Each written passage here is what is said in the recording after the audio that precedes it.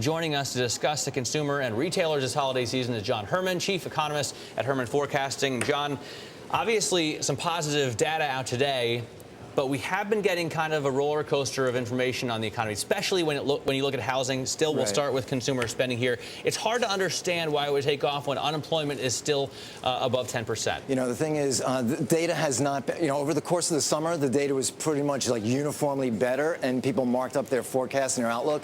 Since that time, in the last month or so, there's been a little bit of inconsistencies. But the bottom line is the signals that we're getting out of the consumer has been, basically solid, very decent, very consistent signal.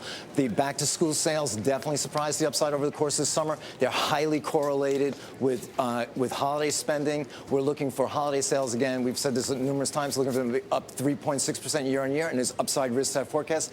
The control group of retail, this is an amazing fact. Control group of retail is currently averaging a level in the fourth quarter. This level is the third highest level of all time. So I know everybody's feeling doom and gloom. I know everyone keeps talking this way, but the facts are, when you measure things and you look at the data, we're looking at the third best level of control retail spending on all time, and it's growing. How does the consumer, though, manage to continue spending money when you have 10% unemployment, when you have consumers with debt of more than 120% its annual income? I mean, they're leveraged up like Lehman Brothers here. How can they continue to spend money? It sounds like it's almost impossible. The deal is, we've never really broken down and looked at the demographics of where all this savings and dis-savings is and so on. But the deal is, in general, the average consumer, in terms of their debt load, really isn't as bad as what the average would tell you. So that we have to separate out. But the thing is this. So you're saying there's some outliers here. I'm saying the outliers are driving. Bad apples that ruin the whole thing. Bad apples have definitely been driving the show. But the thing is this. When we look at the whole picture, number one, unemployment rate appears to be cresting here a little bit. That's the first point. Second point is we are definitely within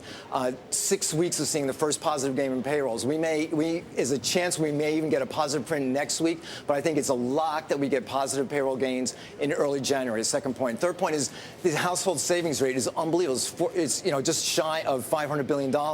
So this thing is a big cushion for spending. So we get household savings, we get improving job market, we have consumers who've been basically in spending denial for the last 12, 15 months, and they're just starting to, and you get unbelievable promotions. They started the promotions early this year. They're very decent promotional schedule, so we're seeing good response to promotions. I got to ask, when we first started having you on as a fairly regular guest at the beginning of the year, middle of the year here, you were saying by Halloween we'll see a positive print. Yes. Now you're saying by January we're going to see a positive print. What makes you so sure this time? Are you more sure than you were? The thing is this. When we, earlier on in the year, we were looking at time series trend and so on. That was, basically 6 to 12 months away in terms of timing. By the time we got to September, October, we were really able to tighten up the forecast and fine-tune it. So now this, since early October, late September, early October, it's been giving an unbelievably consistent signal that it's going to be the January print or a little bit sooner. And the weekly jobless claims just continue to track in a direction.